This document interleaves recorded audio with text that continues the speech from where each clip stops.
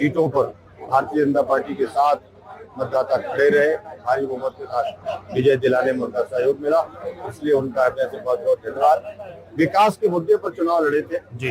प्रधानमंत्री जी का विकसित भारत का जो संकल्प है, हमारे मध्य प्रदेश के मतदाताओं ने स्वीकार किया है और फिर से तीसरी बार प्रधानमंत्री जी को केंद्र में सरकार बनाने के लिए जनादेश मिल गया है और एनडीए की सरकार बनेगी और फिर से तीसरी बार मोदी जी प्रधानमंत्री बनेगी। मध्य प्रदेश में तो एक बड़ा जादुई आंकड़ा है, उस बार 29 के 29, जैसे आप सभी कुछ दिन पहले एनडीटीवी ने बात की थी, तब आपने खुद इस बात को विश्वास जताया था कि 29 सीटें आ रही हैं।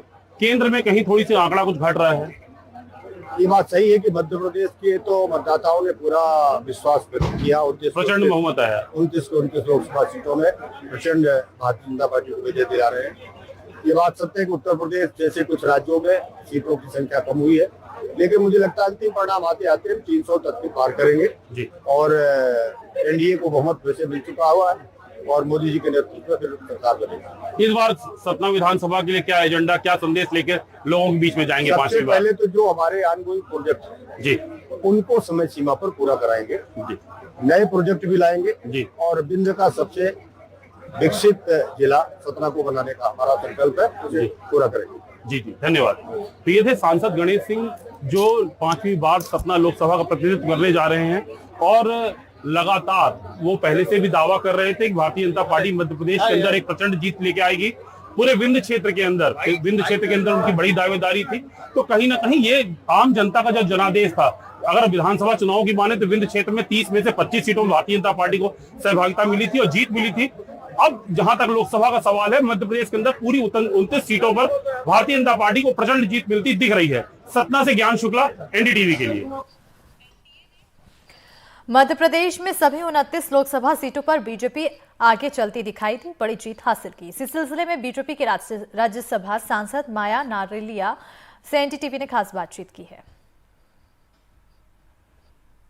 राज्यसभा सांसद माया नारोलिया इस वक्त हमारे साथ मौजूद हैं। भारतीय जनता पार्टी की मध्य प्रदेश में 29 की 29 सीटें जीती हैं। मैम, 29 सीटें भाजपा ने जीत ली है मध्य प्रदेश की, क्या कहेंगे?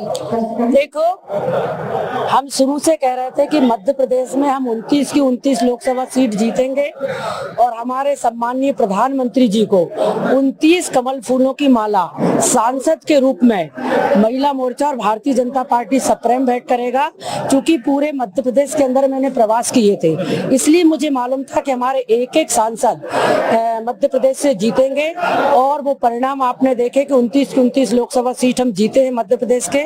और निश्चित रूप से हमारे प्रधानमंत्री मोदी जी का इसमें सम्मान बढ़ा है, क्योंकि मोदी जी ने भारतीय जनता पार्टी और कार्यकर्ताओं के लिए और महिला मोर्चा के लिए, महिलाओं के लिए जो सम्मान दिया है, उस सम्मान के स्वरूप हमने माननीय प्रधानमंत्री जी मोदी जी के हाथ मजबूत किए हैं और एक एक सांसद यहाँ से जो चुनकर गया है वो हमारे प्रधानमंत्री नरेंद्र मोदी जी के नेतृत्व में काम करेगा। होशंगाबाद से आप आती हैं, होशंगाबाद में भी 4,30,000 मतों से बीजेपी एक बार फिर जीती है। अब विजन क्या होगा लोकसभा के लिए?